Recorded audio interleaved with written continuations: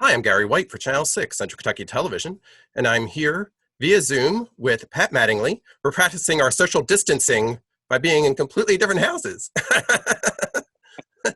And Pat Mattingly is with Pat's Pharmacy in Lebanon. So, Pat, what's been going on now with the COVID-19 and the coronavirus? How is that affecting you there at the pharmacy? Well, it's really changed the way that we're operating right now. We decided about a week and a half ago to close the front door and only use our drive-through window because the governor, said that that all non-essential should close. We were allowed to stay open, but we knew that we should be, conscientious about social distancing. So we locked our front door, put a sign up, and everyone's been coming to the drive-through, and we've been taking care of everybody that way. We're doing a few things different.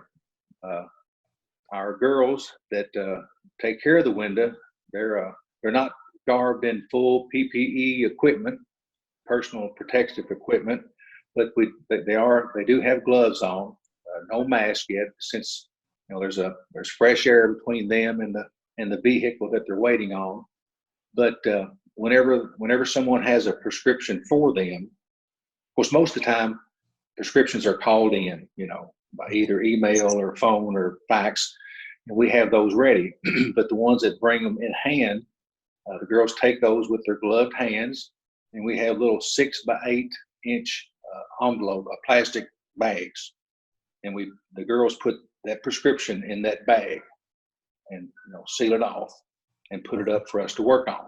Okay, so that's different. In the same way with prescription bottles, if they bring their bottles, they put the bottles in a sack, in a plastic bag, and we take them when they come up in line, and take them and fill them like we usually do, and put them in new bottles and throw the other bottles away. So that's different. It makes it a little more challenging. What people don't realize is one thing we do when we fill a prescription is a new prescription is we scan that prescription into that patient's profile. So since these prescriptions are in a plastic bag, they really won't go through our scanning machine. So we are laying them over to the side. We're going to wait 5 days. And after 5 days, of course, the virus is not supposed to be viable on plastic or paper after that many days. Then we have to go back and scan them in. So that's been kind of a challenge. But so far it's gone real smooth. Sometimes the line gets a little long, but everyone's been patient. And so it seems like it's worked very well. Great. That's basically the main changes. Yes. So also there's been some discussion with people getting supplies. If they do have a prescription, they are able to get more if they need it. Is that correct?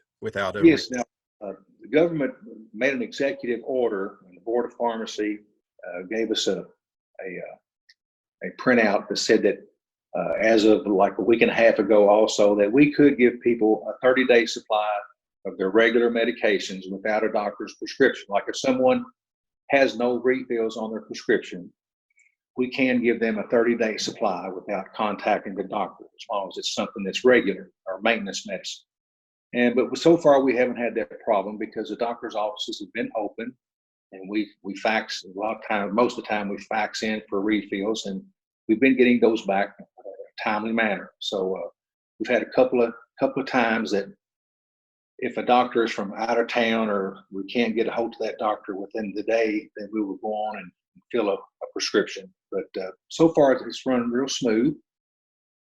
And one thing that also it's been mentioned on TV that people maybe should get extra medication. I really don't think that's necessary right now, at least in our area. We seem to be getting plenty of medications. All the prescription medication we need. We haven't had any problem getting anything except for a couple of things. One is as soon as the president mentioned chloroquine and hydroxychloroquine on TV as possibly being a treatment, which that drug is, most people take it for like a rheumatoid arthritis or lupus. And we have several people that take it, and we keep a pretty good supply of it. So I thought, well, I guess we better get some extra, but our wholesalers are really out of it already. So of course, there's always people that hoard things. So I'm sure if somebody heard that, they ordered as much as they could before. Most time the company will put a limit on how much you can buy on products like that. So, but right now we're not able to get that one. And also albuterol inhalers, which is for asthma. We're down to where we can only order 3 a day. And so we order 3 every day. Sometimes we have been known to order 6 or 8 at a time because it's a pretty popular medication. So that particular product, we have to kind of watch out for, and hopefully we won't run out. So other than that, everything's running pretty smooth. That's great. That's great. So people are able to get their medication. Your hours have remained the same during this process? Yes. Ours are the same. We never did change our hours. We didn't never closed early or anything. We just kept everything regular, try to go, a lot of our business was drive-through anyway. So it really wasn't a great big change. One of the things that we do we do quite a bit of medical equipment. Marsha Murphy, our equipment specialist, we still have people that are getting out of the hospital and need commode chairs or walkers or things. So we're still doing that, but we're taking that out of the building out to the car when they come up. Whereas normally they come in, because they have to sign a lot of paperwork when that's done. And when you bill Medicare, a lot of paperwork has to be signed. So, but that's been a little bit different. It takes a little bit more time. But other than that, everything seems to be running real smooth. So, and no one's been ill so far. We have we have 9 or 10 people that work there, and we try to keep our distance, but sometimes we might get within 3 feet of each other, but most of the time we stay apart pretty well. So, and one thing I mentioned, first thing in the morning when we come in, we disinfect all the counters and around the drive-through window, all the counters out front, back in the prescription department, all of our keyboards and phones and all that. So, and then a couple of times during the day, one of the girls would go through and kind of wipe everything down again. Of course, we all try to wash our hands regular, and we have a pretty good supply of hand sanitizer for us. We cannot get any to sell. Our wholesalers are out of hand sanitizer, alcohol, gloves, masks, or no, we still get gloves, but masks we can't get anymore. So, it's wild about that. Yeah. But other than that, everything seems to be running pretty smooth. Yes. So we've just seen our first case in Marion County of a confirmed COVID-19 patient. So are you hearing what kind of medication they are being prescribed if somebody does get diagnosed? Well, what I heard was going to be the drugs that were going to be used were hydroxychloroquine and azithromycin. Of course, most people with COVID-19 seem to have respiratory problems. And azithromycin, it's a type of erythromycin, and it's used for respiratory infections. So that's going to be one of the main ones that they use. In fact, we had another order from the Board of Pharmacy that whenever we receive a prescription for azithromycin or Z-Paks, as people call them, the doctor has to write a diagnosis on the prescription or give us a diagnosis, just so we know, I guess, people are not hoarding that.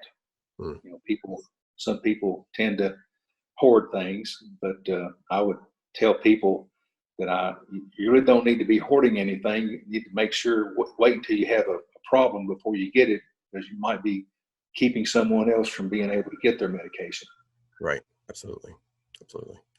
Again, I'm talking with Pat Mattingly with Pat's Pharmacy, right on Main Street in Lebanon, and hours and everything are the same. You can still get all of your prescriptions filled. It's just doing it through the drive-through. And thank you for continuing to stay open and service the community here in Marion County.